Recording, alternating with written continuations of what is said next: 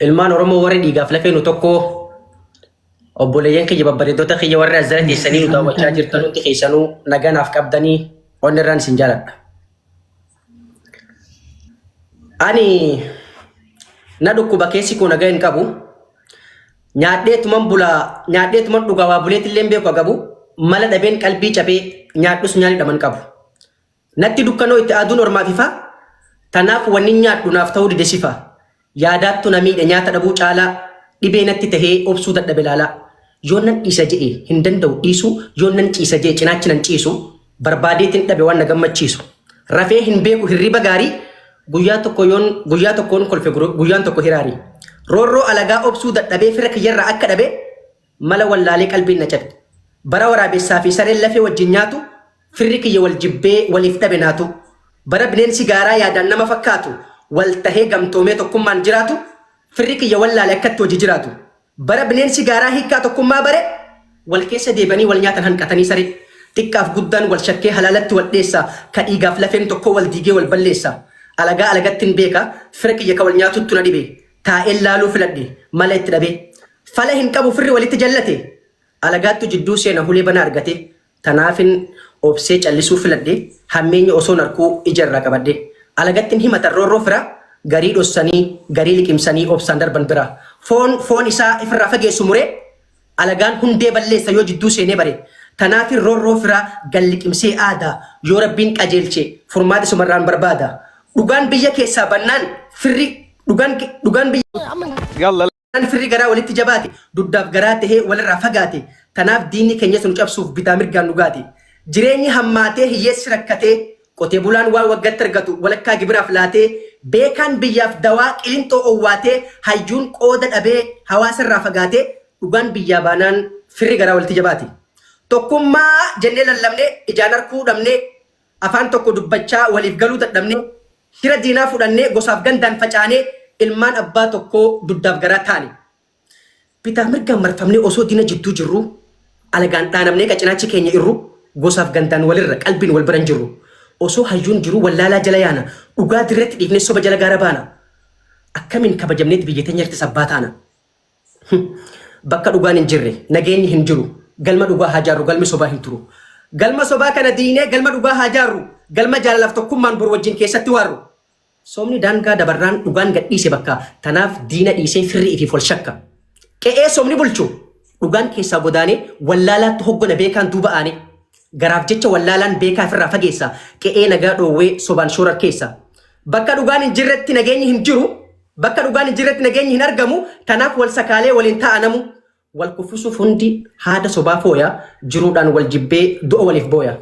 Roorroo dhagayaa guddanne gocha diinota kalee santu arras naannawee qe'eetti nu gale numa wal afaan deebisanii wal cabsaa jirra mogolee. Misooma ja'anii magaalaa ifaa calaqqeen sobaa baadiyyaa gidiraaf gibiraan qaqqabaa danfa qotee bulaa faarsee bulaan qallabaa qoqqoodanii cabsuuf gandatti galchan saba. Qe'ee nagaya hin qabne irratti misoomni akkamitti taya yoo nageenyi jiraate misoomni galma gaya roorroodhaan gidirsaa uummata nagaya. Misooma jaan kijiba gurguruuf baasanii gabaya. Fuula haadhaa duratti ilmoo rasaasaan ajjeesaa haadhaaf abbaa ajjeesanii ilmoo qophaa hanbisaa biyya nagaa hin qabne misoomni nu guddisa. Biqila lafaa ol deemu kabaru biyya kana dhaalu dargaggoo qacalee dhukkuba sabaa yaalu viidiyoo waraabaa meeqa ajjeesan osoo firii ilaalu. Nuuf haarayaa miti duris du'aat turre cunqursaa alagaa meeqa garree barre isaan garuu afaan keenya dubbachaa dhiiga keenya himachaa nu buusaa jiran qarree. Miskiina jiruun akka dhoowwite mana irratti diigaa yakka tokko malee dhangalaasaa dhiiga misooma je'ee namni magaalaa keessa ni fiiga. Harkaaf harma muraa seenaa kana dura nurratti raawwanne jabaatanii gara namni afaan keenya dubbatu hundi nuuf hin ta'u fira jarri sirna minilik lafa qabsiisaa jira rafaa jirtanii hirriibaa ka'ayaa fira. Mootummaa jechuun ummata isaan akka rabbiitiin as geenye malee akka isaaniitiin silaa banne. Waa hunda dura nageenyaatu dursa nama nagaya qabuutu rakkoof bal'os dabarsa. Gaafa du'a gootaa gaafa hidhaa hayyootaa gaafa bineensa nyaachisan foon ol guddattoota gaafa manni hidhaa guutamee bakkaan dhaban hidhamtoota garaa jabaatanii ummata nagayaa cabsanii lafee gibiraaf gidiraan jireenya wallaalchisan arra warra du'arraa hafe. Soomni bakka hin qabu mee dhugaa haa dubbannu yaa firaa daangaan lafa teenyaa kabajamee ni jira. Cinaaqsan bara baraan keessummeessaa jirti gidira. Qubani qabdanii qotee bulaa gammoojjii baalee hanqina keenya madaalee laalee roga hundaan diini daangaa keenya dhaale daangaan lafa teenya kabajamee hin beeku takka dhimma lafaaf lafee dubbachuun isaan biratti yakka. Lafuma teenya irratti salphannee tuffatamnee roorrifamaa jiraanna mirgaaf haqa dhabne waraabessi foon malee hin argu waan bira garaasaa guuttannaan hin yaaduuf dura osuma ol qoqqoonnu alagaan akka nu dhaalle yaafira. Gabrummaa qawwee miti tokkummaattu fura harkaa wal qabannu mee waa hunda dura. Yaadaan adda taanus oromummaa qabannee ilaalcha gosummaaf gandummaa dagannee waan dhabne haa barbaannu harka wal qabannee waan waliin dhabne qabna malee wal dhaba hin qabnu tokkummaa jabeessa akka wal abdannu dhaamsa gootawwanii osoo gurraa qabnu maaliif wal sakaalla akka kufnee cabnu. Gabrummaa hiddaan buqqifna dadhabnu ilmaan itti guddifna je'eet nuun dhaaddate jeneraal Waaqoo guutu imaanaa gootaa akka nyaanni dhaamsa kana gurraa qabdan namuutu bilisummaan ilmoo miti kasira irratti namaaf dhuftu haga keessaniif falmaa haga lubbuun isin keessa jirtu gabrummaa irra duuti bilisummaa je'eet bosona seene jaal elemoo qilxu maal goona gaasilaa lubbuun duute hin galtu. Jaal Nadhii Gammadaa achi buuteen maaliif dhabame eebbisaa addunyaa eenyuuf jecha lafarra harkifame akka itti as geenye sitti qof booda yaadadhame gootota keenya hunda kaayyoon isaanii tokko lafaaf lafee isaaniitiif jecha seenaa turan rakkoo isaanii caalaa tasabaatutti taadhibee seenaa rirmi nyaatu alooniin kijibe. Hundi mataan sabaaf tan fakkeenya eenyummaa isaanii gurguranii nu dhaalchifne xiqqeenya aarsaa meeqa kafalanii asii nu ganabboonni keenya. Bara dubbachuun rakkoo bara namni hasaasu bara aadaa Oromoodha jechuun lubbuu nama baasu bara san jalqaban qabsoo irratti ol kakaasu shira diinni xaxe qeebaluu diddaaf cubbuu aarsaa meeqa itti kafalan qabeenyaaf lubbuu summii diinni facaaseef isaan tutee qorichaa akka tarkaanfannee as geenyuuf nuuf taanii riqicha.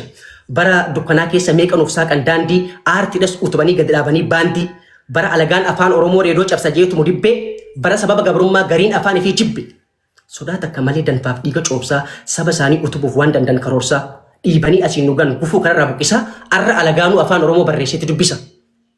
Jara kana yoo laalle arra nuti eessa jirra Oromummaa dagannee gosaaf gandaan walirra diina walitti taaneet wal nyaachuuf wal murra imaanaa nutti kennamte imaanaa dhiigaaf lafee nuttu dantaa dhabee dhiisee biraa rafe tanaaf diinni cabsee nu duguge lafee.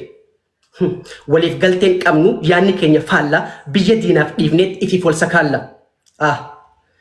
Yaa Rabbi ati bilisa nu baasi bara dheeraaf dheebonne bilisummaan obaasi jaalalaaf tokkummaan wal jala nu yaasi gabrummaan nurra turte tana seddaan nurraa buqqaasi gubanne miidhamne kadabre nu gaya wal nu jaalachiisi nuuf buusina gaya osoo garaaf wal sakaalluu daddabarree arra geenye gahe ji'i nurraa guuti ilmaan keenya kan dhageenye galatoomaa jaallawan keessaniin jaaladhu ulfaadhaa. Galatoomi ulfaadhu. Tata barteerratti meeqaan kenneef